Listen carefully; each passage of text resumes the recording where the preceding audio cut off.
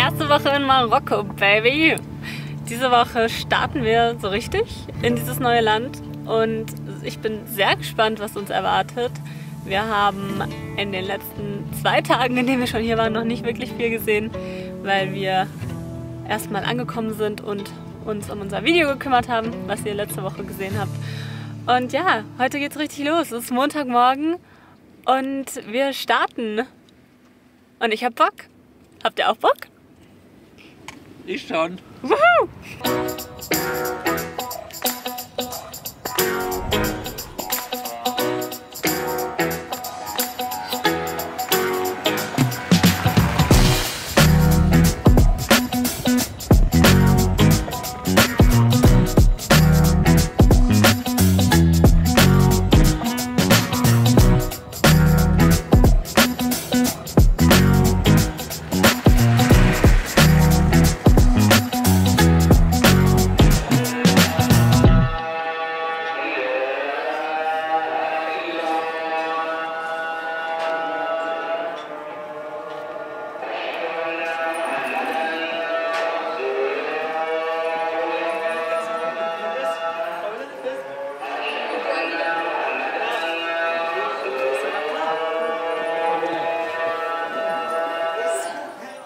Nachdem wir jetzt die letzten Tage in den Bergen verbracht haben, stürzen wir uns jetzt das erste Mal richtig ins Getümmel. Wir sind jetzt in Chefchaouen, der blauen Stadt. Ich glaube, jetzt kommt einmal kurz ein Kulturschock auf uns zu. Das sieht schon mega, mega cool aus.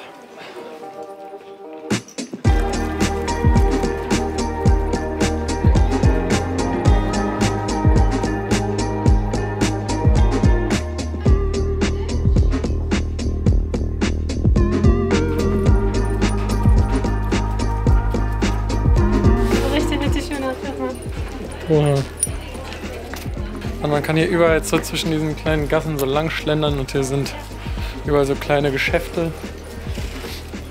Und das ist echt eigentlich auch mega gemütlich hier. Das ist echt wenig los, ne? Ja.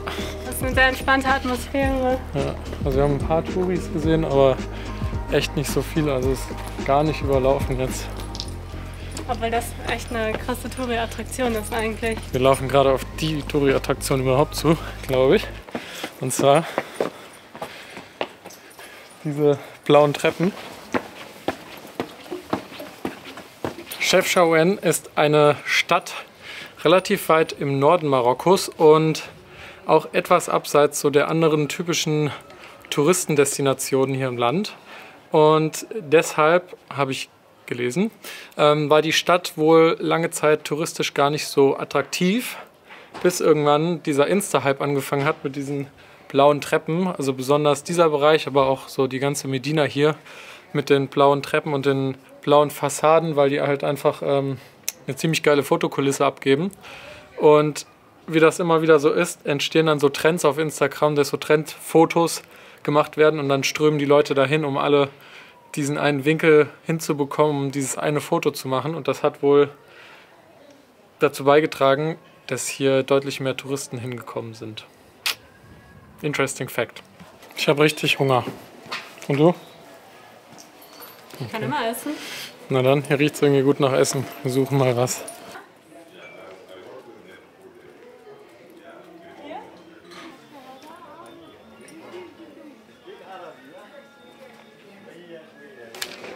Cheers.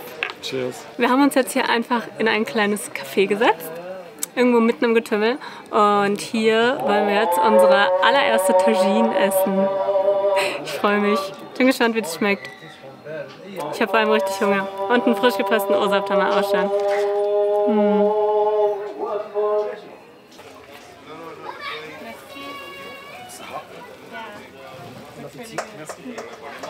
Das sieht schon mal richtig gut aus. Das sieht richtig gut aus. Ich glaube, die Tagine, das ist so das marokkanische Gericht, zumindest für uns Touris. Und das ist super weit verbreitet hier, das sieht man immer wieder. Das wird, glaube ich, in diesen Tontöpfen gekocht und dafür gibt es dann noch so einen Deckel und das sieht man einfach überall hier. Überall am Straßenrand werden diese Töpfe so verkauft und eigentlich in jedem Restaurant gibt es sowas, glaube ich, in irgendeiner Form. Und wir haben jetzt die Gemüsetagine. Und da ist jetzt, glaube ich, nur Gemüse drin. Hoffentlich. Na dann. Gut. Und frisch gestärkt geht's weiter durch die Gassen. Mal schauen, was wir hier noch so entdecken. Es war lecker übrigens. Es war richtig lecker. Ja. Es war Gemüse in Öl Soße. Und Gewürzen. Ne? Und das ist halt so richtig. Und ich glaube, das ist so eine spezielle Gewürzmischung, aber das müssen wir noch mal genau rausfinden, was dahinter steckt. Auf jeden Fall gut. Und dann sind wir schon wieder raus. Hier ist das hell hier. Man geht hier nämlich durch so ein kleines Tor und dann ist man auf einmal in diesem Labyrinth von Gassen. Medina. In der Medina sind wir dann, genau. Und jetzt sind wir hier quasi so in einem neueren Teil der Stadt, der so außen rum ist und wieder voll im Stadttrubel. So, wohin jetzt?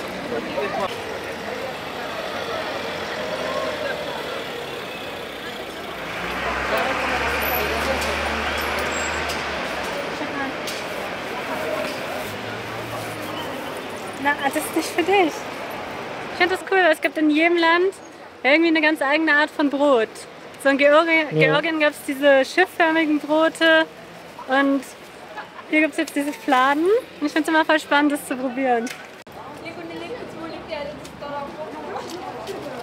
Merlin klärt gerade noch was wegen unserer Autoversicherung und ich glaube, Lotta ist ganz schön K.O., das ist ganz schön anstrengend hier. Und ich muss auch sagen, es ist ganz schön anstrengend für uns mit ihr, weil es liegt schon einiges auf der Straße rum, was sie essen könnte. Wir haben zusätzlich einfach auch sehr viel Angst vor möglichen Giftködern, die vielleicht ausgelegt sein könnten für Hunde, was hier wohl passiert. Und es sind überall Katzen auf der Straße, es sind auch ein paar Straßenhunde unterwegs.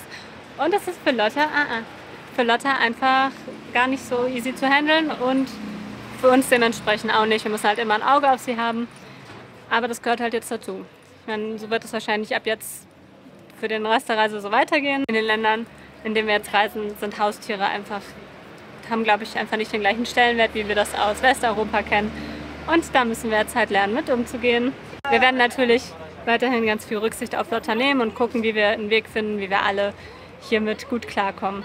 Und das Wichtigste ist halt, dass es ihr gut geht und dass sie sicher ist und dass ihr nicht irgendwas passiert. Genau. Puh, leider. Uiuiuiuiui. Ich habe jetzt, glaube ich, insgesamt 3 Stunden in dieser Versicherung verbracht. Mit dem Ergebnis, dass die Dame bei der Versicherung meinte, dass unser Auto ein Bus ist, weil nämlich in diesem Fahrzeugpapier steht als Handelsbezeichnung Bus drin, VW-Bus, und als Typenbezeichnung des Fahrzeugs Kraftfahrzeug. Und sie hat aber darauf bestanden, dass sie das als Bus eintragen muss. Und ein Bus zu versichern für 2 Monate in Marokko kostet 1.300 €. Da habe ich natürlich gesagt, nein, das ist viel zu teuer. Dann habe ich ewig versucht, die davon zu überzeugen, dass unser Auto kein Bus ist. Hat aber nicht geklappt. War ich ziemlich genervt. Und jetzt habe ich hier gerade noch eine andere Versicherung gefunden. Da bin ich rein. Hat 5 Minuten gedauert. 150 € gekostet und wir haben die Versicherung für 2 Monate. Eieiei. Aber da können wir uns schon mal dran gewöhnen, weil in allen Büchern, die ich bis jetzt gelesen habe, haben die Leute sich ewig lang mit irgendwelchen Behörden und Ämtern und sonst irgendwas rumgeschlagen. Und ich glaube, das könnte Standard werden.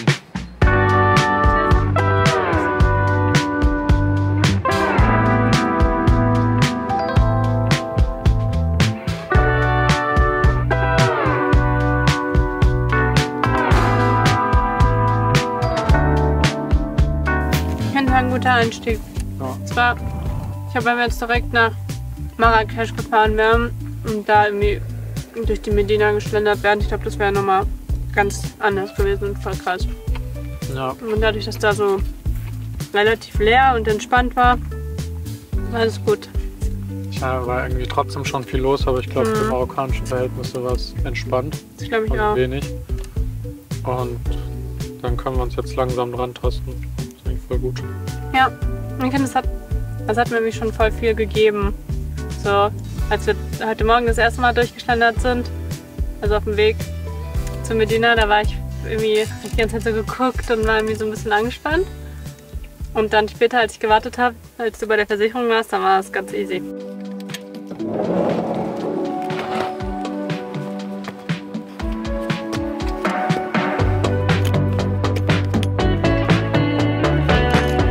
Wir hatten mal wieder Lust, uns zu bewegen und deshalb haben wir uns aufgemacht auf eine kleine Wanderung und zwar zu den Wasserfällen von Akshur. Das ist so ein kleiner Pfad, der entlang eines Flusses geht und da kommen immer wieder kleinere und größere Wasserfälle und es ist echt mega schön und die Hauptattraktion ist ganz am Ende von diesem Weg der größte Wasserfall, wo eigentlich die Wassermassen normalerweise so richtig runterfallen, aber weil gerade Dry Season ist, passiert hier nicht so viel, aber es sieht trotzdem noch mega schön aus, finde ich. Und außerdem hat es sich echt gut angefühlt, mal wieder unterwegs zu sein und sich zu bewegen. Ich glaube, wir sind jetzt insgesamt 5 Kilometer gelaufen, einfache Strecke. Das heißt, wir werden heute mindestens 10 Kilometer laufen. Gut, für die Bewegung. Für uns alle. Ja. Für Lotte auch, die hat das auch mal wieder gebraucht. Ja, Die ist jetzt aber ganz mega platt. platt. Oje, Lotti. Oje. Cheers! Erster Minztee. Das ist ja, in der Türkei haben wir immer Chai getrunken, also diesen schwarzen Tee mit ganz viel Zucker. Und hier trinkt man, glaube ich, Minztee, oder? Ja. Also, oder ist es so ein grüner Tee oder so? Also auf jeden Fall mega mit lecker. ganz viel Zucker. Ja. Es schmeckt halt nach was. Es schmeckt nach Minze und nach Zucker. Jetzt haben wir es fast zum Auto geschafft und jetzt haben wir gerade noch ein Highlight gesehen. Und zwar diese Affen. Das ist mega cool, ich liebe Affen. Die sind richtig süß und voll groß. Ja, Nur Lotta fand es nicht so gut. nee. Ich kann nicht ganz einordnen, was das soll. Was sind das für Tiere? Wir haben auf dem Weg zurück noch gesagt, zum Glück haben wir nicht in der Kamera erzählt, dass es hier Affen gibt, weil wir haben das irgendwo gehört. Aber wir haben keinen einzigen gesehen und dachten schon, bevor wir Quatsch erzählen, sagen wir lieber nichts. Aber es gibt wirklich Affen. Ja, voll cool. Ja. Unser erstes Wildlife auf diesem Kontinent. Zu Hause! 10 Kilometer später. Das war anstrengend, aber es war richtig, richtig, richtig gut. Ja, es Es hat voll so gelohnt. Spaß gemacht, mal wieder in der Natur zu sein und sich zu bewegen. Ja. Aber jetzt habe ich so einen Hunger. Und deswegen bin ich sehr dankbar, dass wir noch einige Fertiggerichte von Löwenanteil dabei haben. Und ich bin auch dankbar dafür, dass sie der Sponsor des heutigen Videos sind. Die Gerichte von Löwenanteil sind 100% Bio-Qualität, sehr proteinreich und außerdem in 3 Minuten ready. Wenn ihr uns schon länger verfolgt, dann wisst ihr, dass wir sehr gerne kochen und sehr hohe Ansprüche an unser Essen haben.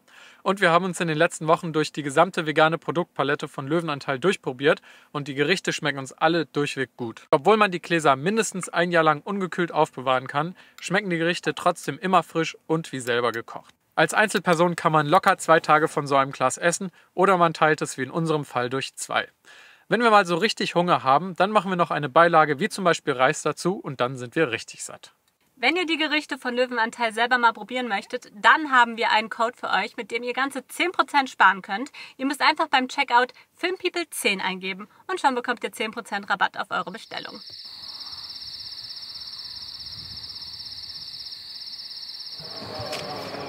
Guten Morgen! Wir sind heute nochmal zurück nach Chefchaouen gefahren, weil wir eine Empfehlung bekommen haben für ein Restaurant.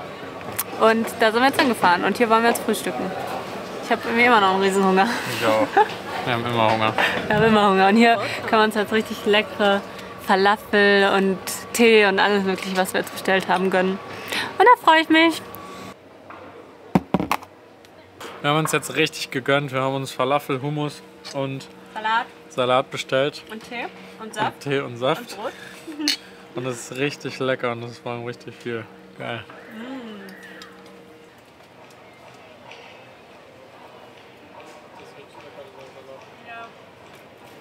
Wir sind jetzt gut gestärkt und wollen jetzt ein paar Kilometer machen.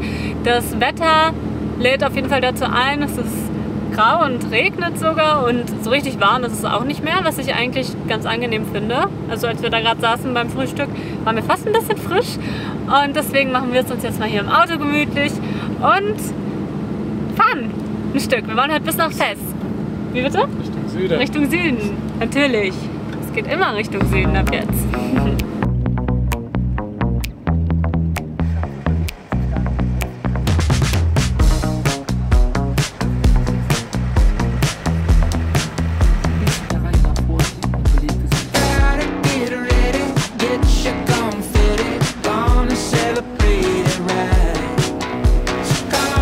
Stadtverkehr, erste Challenge.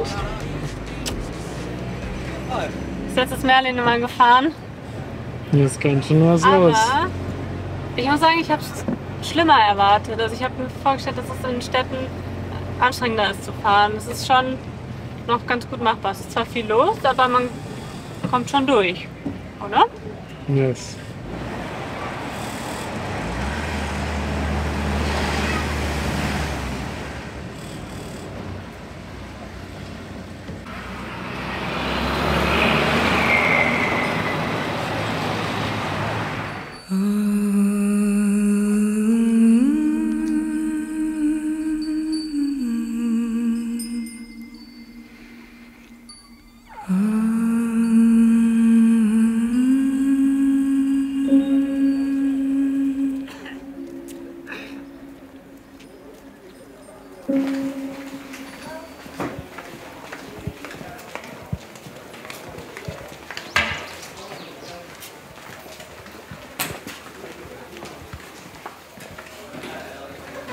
Wir sind heute in der Medina von Fez. Fez ist, glaube ich, die drittgrößte Stadt Marokkos, also eine Millionenstadt auf jeden Fall. Eigentlich hatten wir gar nicht auf dem Plan, hier noch richtig die Stadt anzugucken, aber wir haben jetzt so viel Gutes darüber gelesen. Und jetzt haben wir gedacht, komm, wenn wir schon hier sind, dann schauen wir uns die Medina auf jeden Fall an. Und jetzt sind wir hier. Und ich bin sehr gespannt, das sieht mega cool aus. Hier wird es immer schmaler. Ich habe gelesen, dass die Straßen, die Wege hier teilweise nur 60 cm breit sind. Deswegen haben wir Lotte auch im Auto gelassen, weil hier ist zwar jetzt noch nicht so viel los, aber das wäre nicht so cool für sie. Oha. Hier ist Sackgasse. Hier ist vorbei. Oh. Echt? Ja? Hm. Okay, umdrehen!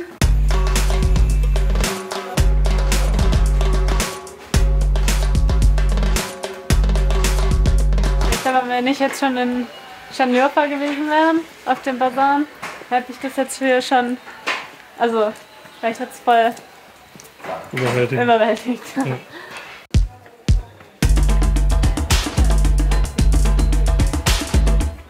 Falsch gelaufen? Falsch gelaufen. Man kann sich aber echt verlaufen, das ist riesig. Was hat der Guide vorhin gesagt? Wie viele 14 Kilometer. Kilometer? Krass. January place. When you January place, if you want to show me some picture of the terrace, my father you work there. You know me? Because me, you have my father, you work there, the January, behind the leader man. Okay. You know, I have nice terrace, you can see the old Medina, you can show me the picture of the mosque also, for free, just 5 minutes. I think we're good. Me, I just with you, sorry, the traffic of the Medina. Yeah. If you want to show me just like 5 minutes, may I give you the good direction. After, thank you, like family, follow me. Ja, den werden wir gleich bezahlen. Aha. And you? Zoe. Zoya. Ja.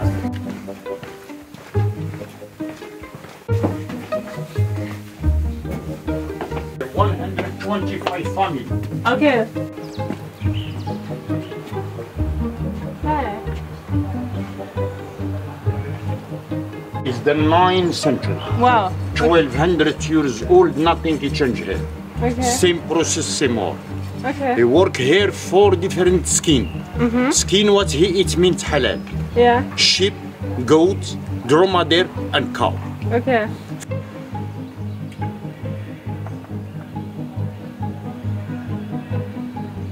Dirham, 100 dirham. Oh, that's a lot for talking. So how much you can bear? We can give you 10. 10 for what? For showing us? 10 for baby, not for me. Minimum 50 for the reportage. For this, minimum 50 dirham. 30. Yeah. You are We can give you 20. We don't have much. Your son told us it's for free. for free. If you buy something for free. Okay. Well, we can't buy something. You can't buy it nothing. You pay me for the work with you. Okay. I am old man. I come in the roof. I give you information what you like Yes. all. I help you. Help me. Okay, yeah, sure. That's a Thank fair deal, but Thank we can't give you 50. Let me see what I have.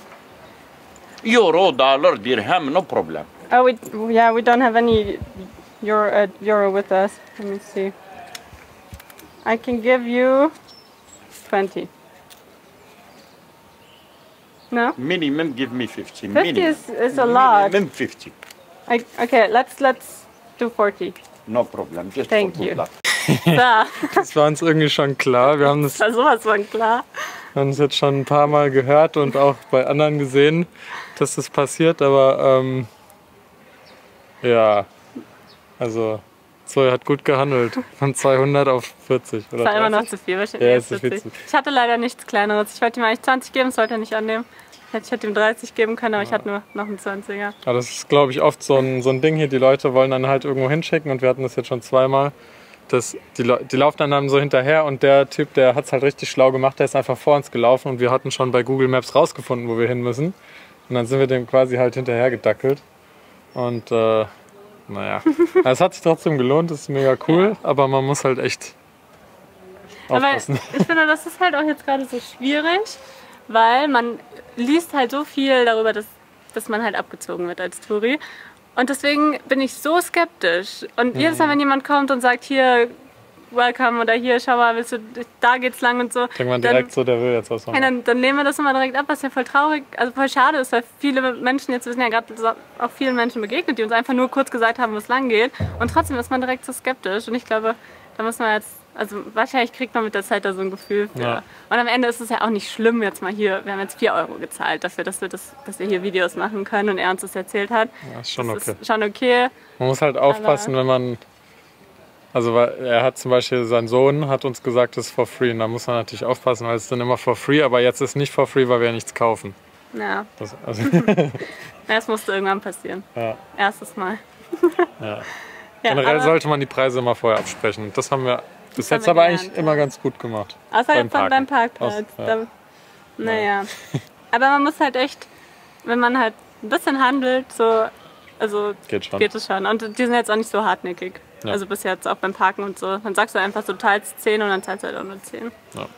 Ja, okay. Aber trotzdem, wir sind jetzt hier oberhalb der alten Gerberei. Gerberei. Der Geruch ist sehr streng. Wobei hier geht es jetzt gerade. Ja. Aber er hat jetzt gerade lang und breit erzählt, wie das Leder gemacht wird. Und obwohl das jetzt nicht so unser Lieblingsthema ist, wir würden das zum Beispiel jetzt nicht kaufen, ist es trotzdem sehr spannend. Ja. It's a voice from the deep and it's calling for me, singing no, no, no, yeah, hey, hey, hey. It's a calm to the roar, it's a blankets the shore, singing no, no, no, yeah, hey. Immer wenn wir in ein neues Land reisen, dann sind die ersten Tage immer etwas überfordernd oder anstrengend zumindest, weil wir uns natürlich erstmal an dieses neue Land gewöhnen müssen, an die neue Kultur und daran, wie alles so läuft. Ich habe das Gefühl, dass das hier in Marokko extrem schnell ging. Wir hatten auch in den ersten Tagen überhaupt nicht so den Kulturschock, wie wir das eigentlich erwartet hatten, sondern haben uns direkt wohlgefühlt und haben auch direkt Menschen getroffen, die total nett zu uns waren. Das hat echt viel geholfen, dass wir uns so schnell hier angekommen gefühlt haben. Und jetzt haben wir die erste Woche in diesem tollen Land erlebt und fühlen uns total wohl hier. Es hat richtig Spaß gemacht, es war total schön. Und ich kann sagen, dass wir jetzt hier richtig angekommen sind, was richtig cool ist. Schon jetzt in der ersten Woche haben wir so viele unterschiedliche Facetten von diesem Land gesehen, dass wir jetzt total gespannt sind, wie es weitergeht, was wir so in den nächsten Wochen erleben werden. Und so viel kann ich schon mal sagen. Nächste Woche gibt es einen richtig krassen Szenenwechsel. Es wird richtig gut. Bis dahin, macht's gut. Tschüss.